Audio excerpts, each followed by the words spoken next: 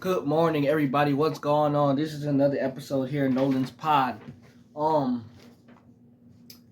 We are back. We are back. The NBA Finals have concluded. That was a week ago. It seemed like that's old now. It seemed like that was like 2 months ago, but it was only a week ago, like I said. We move forward. The NBA offseason is here. Crazy things are already starting to go down. Today is draft night. Players get drafted tonight. The Hawks have the number 1 pick. You don't see that often. The Hawks are indecisive and don't know who they're going to pick. Typical Hawks. And there's nobody in this draft that actually stands out in this draft. I wish Wemby could have got drafted tonight instead of last year at this time, because in this draft, like I said, there's nobody who's a standout guy who you go say, oh yeah, he's definitely number 1 pick. So that's a huge reason why the Hawks are indecisive on that. But nonetheless, you just have to hope and pray that we make the right decision for once in our franchise. Huge night for the Hawks, no question about it. We need to make the right decision for the future. We don't know what's going to happen with Trae Young. We don't know what's going to happen with DeJounte Murray. But whatever happens with them is going to start tonight with whoever the Hawks picked first in the draft. With that being said, as I said, NBA offseason is here. Things are starting to go down. And the first thing that went down is Woj put a bomb on us at about 10 o'clock last night. And I didn't see it until a whole hour later. Then I checked my phone. I see breaking news from Woj. Mikal Bridges gets traded from the Brooklyn Nets to the New York Knicks for 4 unprotected first-round picks and a protected first-round pick. So in total, that's 5 picks, 5 first-round picks that the Brooklyn Nets received to trade away Mikal Bridges. In return for that, the Knicks trade Bojan Bogdanovic to the Nets and 4 unprotected first-round picks and another pick, which is 5 first-round picks that the Nets received. Crazy. I had seen rumors for the Knicks. Paul George might be able to go there. Maybe they can get Donovan Mitchell there.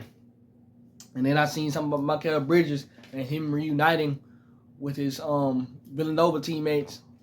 I was like, okay, something's going to have to happen. Something's going to have to give. I don't know how true this is. Well, when I seen that they traded for Mikal Bridges, I was like, wow, they pulled it off. I can't believe they pulled it off. They actually pulled this trade off. So Mikal Bridges, he reunites with his Villanova teammates who he won a championship with in college, with Jalen Brunson, Josh Hart, Dante DiVincenzo, and Mikal Bridges, as I just mentioned. The 4 of them played at Villanova together, all 4 of them. They won a championship with Villanova. You can call them the Nova Knicks. They were already being called the Nova Knicks because of Jalen Brunson, Dante DiVincenzo, and Josh Hart. Now they really being called the Nova Knicks because they just added their friend and their teammate, Mikal Bridges, and they pulled it off. I mean, hats off to the Knicks. I can't believe they pulled that off. I cannot believe they pulled it off. They have great depth right now. Depth as a team. They have great depth as a team. OG Anunoby, he just opted out of his contract. He just opted out yesterday. He's going to become a free agent. And they're looking to sign him back, and it's looking like it's going to be room to be able to sign him back. Now, the only thing about that is they're trying to sign OG back. They're also trying to sign Isaiah Hartenstein back.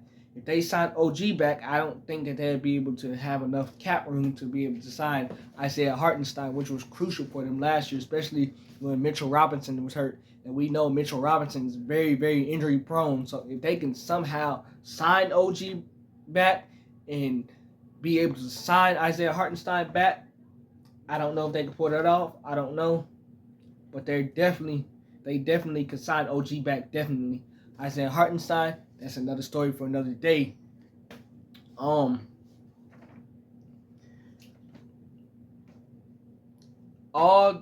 the New York Knicks need to do is just build out the rest of their bench. That's all they need to do, is build out the rest of their bench. If they can build out the rest of their bench, they're right there with the Boston Celtics. I wouldn't say they would beat Boston. Not as of today. I would not say that they would beat Boston. They're very, very close to Boston with this trade that they just pulled off. The New York Knicks need to build out their bench. If the Knicks get depth as far as their bench, then we talking. And we still talking now. They're very, very close with this trade to Boston, but they need to build out their bench.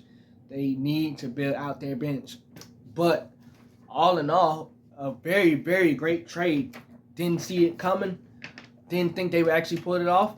They pulled it off. And you got to give credit to the Knicks where credit's due. They are building this team out. My only concern is Julius Randle still going to be on this team? Julius Randle. Is he still going to be on this team?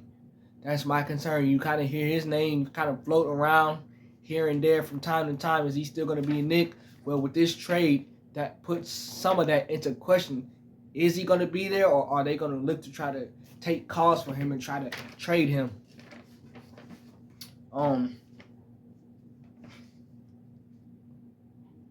Mikal Bridges is a very durable player. He's a 3-and-D player. He's more than a 3-D player. 3-and-D player. He's a complete player. He's energetic. He plays defense. He's going to score.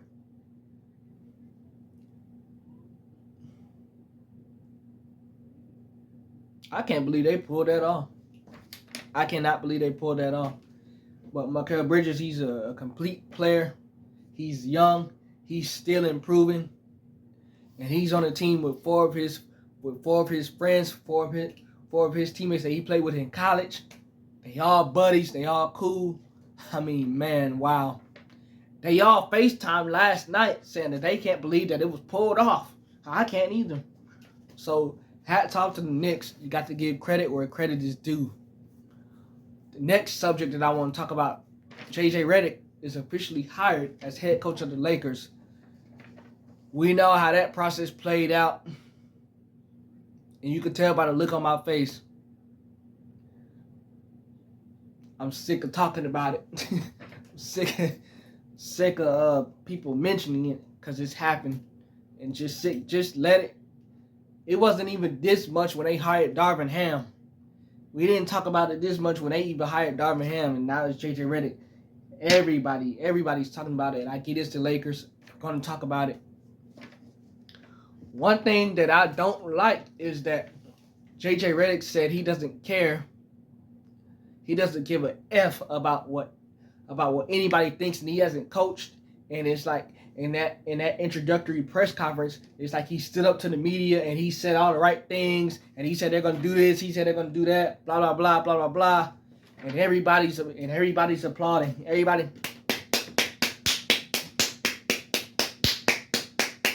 Give JJ Redick his flowers. Everybody's applauding. Whoa, yay! JJ, yay! JJ Redick, he said all the right things. Yeah, he said they're going to do this. He said they're going to do that. Blah, blah, blah, blah, blah, blah. He said, I don't give a F what the media thinks. I haven't coached before. I don't give a crap. And he said, we going to do this, we going to do that, and everybody's going to be held accountable. And he said all the right things coming in, and it's like he, quote, unquote, it's like he stood up to the media. He stood up to the media. Oh, yay. Do you want a cookie? Do you want a cookie for standing up to the media? Y'all applauded this man for standing up to the media and say he doesn't give a F about what anybody thinks. They trying to win championships. They trying to do this. They trying to do that. He even said that he hadn't talked to LeBron about the head coaching job until after he was offered the job and got the job. JJ Redick. Are you serious? Are you serious? Some people think that people in this world are stupid. They really do.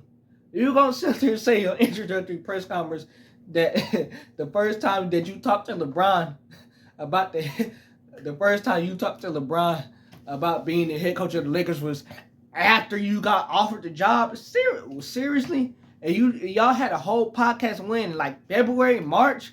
Y'all started the whole podcast while Darvin Ham was the head coach, and you gonna say that you and LeBron hadn't talked about JJ Redick possibly becoming the head coach of the Lakers one day until after you got offered the job? JJ, come on, nobody's stupid.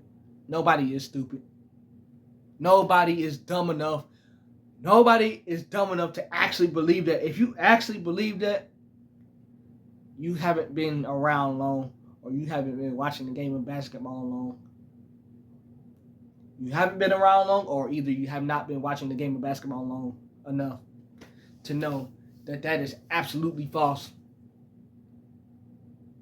The other thing that I want to say about it, I just told you guys, y'all applauded JJ for saying all the right things in the press conference, saying he's going to do this, he's going to do that, everybody's going to be held accountable. I got news for you guys. Y'all applauded this man, but every coach that has ever coached NBA, MLB, which is baseball, NFL, which is football, soccer, whatever it is, every coach that has an introductory press conference is always going to say the right things. Always, no matter what. Every coach that has an introductory press conference is always going to say the right things. Mike Brown, he said all the right things in his introductory press conference. Mike D'Antoni said all the right things in his introductory press conference. Byron Scott said all the right things in his press conference. Luke Walton said all the right things in his introductory press conference. Frank Vogel said all the right things in his introductory press conference, and he actually lived up to it because they won a championship. Darvin Ham said all the right things in his introductory press conference. JJ Redick said all the right things in his introductory press conference. You see what I'm saying? Just because you say all the right things in your introductory press conference, oh, he said all the right things, he stood up to the media, he doesn't give a crap about what anybody else thinks, blah, blah, blah, blah, blah, blah. He said a lot of good things. Just because you say all this good stuff in an introductory press conference does not mean that everything is all flowers and roses. The Lakers fans, y'all applauding him and applauding him and applauding him. I'll give it about to December. I'll give it about to Christmas time. Y'all all gonna hate the hell out of that man. Y'all all gonna hate the hell out of that man. When y'all sitting up there mediocre, one or two games below 500 or just at 500 by Christmas, y'all all gonna hate the hell out of this man. But y'all applauding him because he said all the right things in the press conference. As I mentioned, those coaches that I just mentioned to you are the previous Lakers head coaches. And they said all the right things in that introductory press conference. That does not mean anything. If the Lakers do not perform to their capability, just like all those former head coaches, you're gonna be out of there within a second. You're gonna be out of there within a second.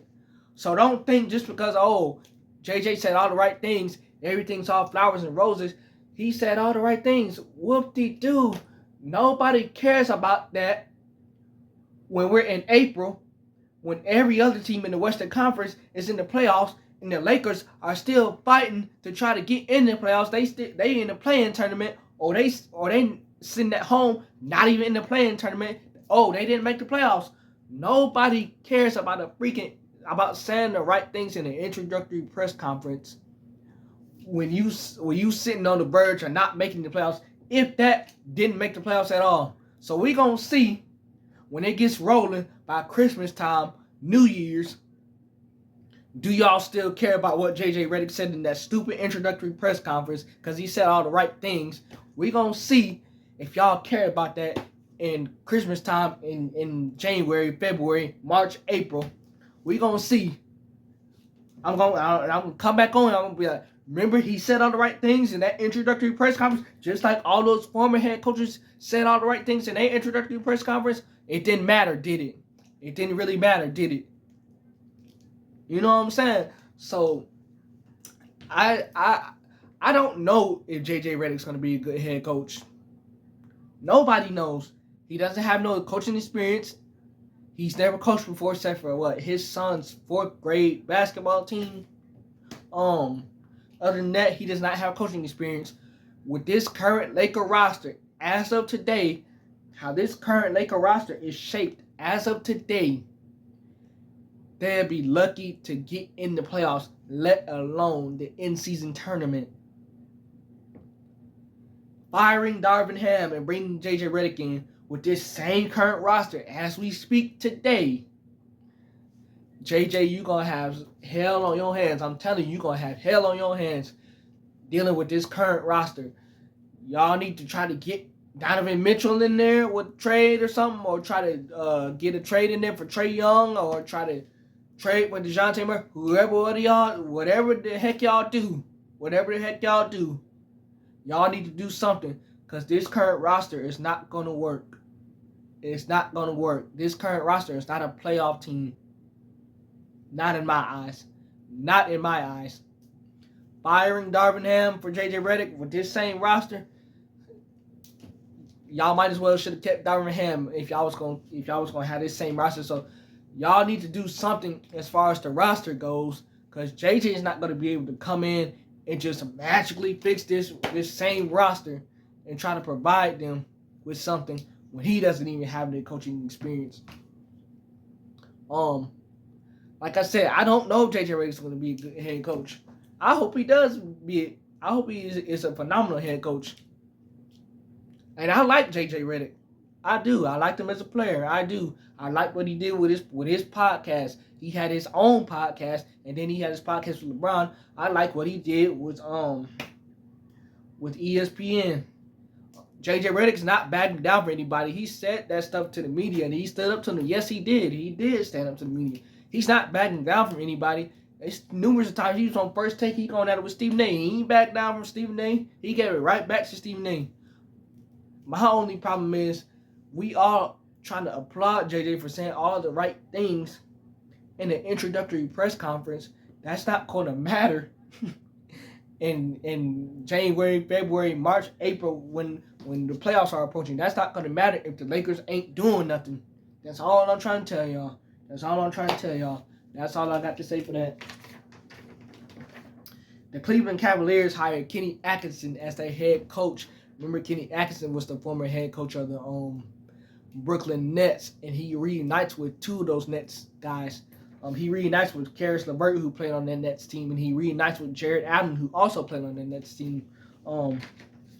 Remember, Cleveland fired J.B. Bickerstaff, and they just hired Kenny Atkinson. My thing about that is, that's a downgrade in my opinion. Kenny Atkinson, they want him for player development and to be able to develop his players. If I am Kenny Atkinson, I'm not taking that job unless I know what's going to happen with Darius Garland. Is he up out of there or is he staying? I'm not taking that job unless I know that Donovan Mitchell is going to sign that extension and stay with Cleveland. And then figuring out the situation with Jared Allen and Evan Mobley. Can they play together? Can they gel? Can they get Evan Mobley to shoot more threes so he can stay out of the paint and kind of stay out of Jared Allen's way? It's kind of like Cat and Rudy. Cat shoots the threes and he lets Rudy dominate the paint. It's kind of like that. And what happens with the rest of the team? Can they finally get over the hump? But hiring Kenny Atkinson and firing J.B. Bickerstaff, I personally did not agree with that. I think that's a downgrade. That's just my personal opinion. And that's all I have to say for that. Happy for Kenny Atkinson. He was a Hawks assistant coach when Coach Bud was here. So, happy for Kenny Atkinson. Can he get Cleveland over the hump? Is going to be the question. Detroit fires Monty Williams.